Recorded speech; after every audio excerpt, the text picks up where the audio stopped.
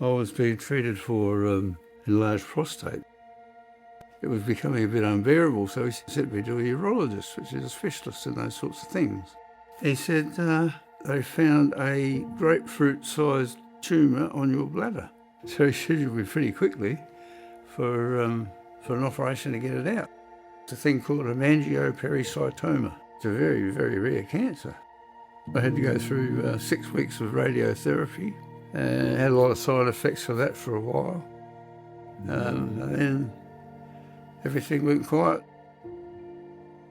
16 years later, I got shortness of breath and went and had a test on my lung function.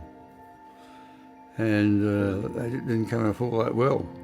It turns out that I've got 4 big tumours in my lungs, about egg size shape.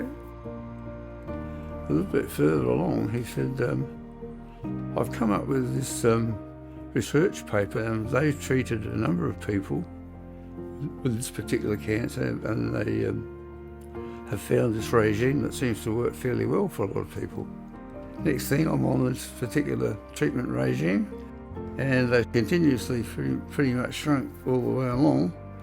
Over a couple of years, I saw my oncologist only about a week ago, and the last result was they shrunk another millimetre or 2. Well, I've only been off the drugs for a few weeks, and now I feel a lot better. Lorraine was still able to get around at that stage, but later on she became less mobile.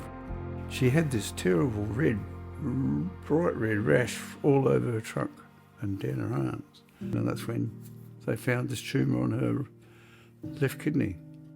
I don't know how advanced it was at that stage, but it certainly advanced pretty darn quickly after that. This tumour on her kidney had actually metastasised to her lungs and her bones. Well, we both knew that she had limited time, but how limited was the thing that I couldn't sort of get over, because I thought she might have a few more years yet, but wouldn't be. I like the fact that the university has set up this research arm. They've got brilliant researchers. They're getting right down to the nitty-gritty of what makes cancers kick off and continue to grow, and the fact that this research applies across all cancers. So glad to support it.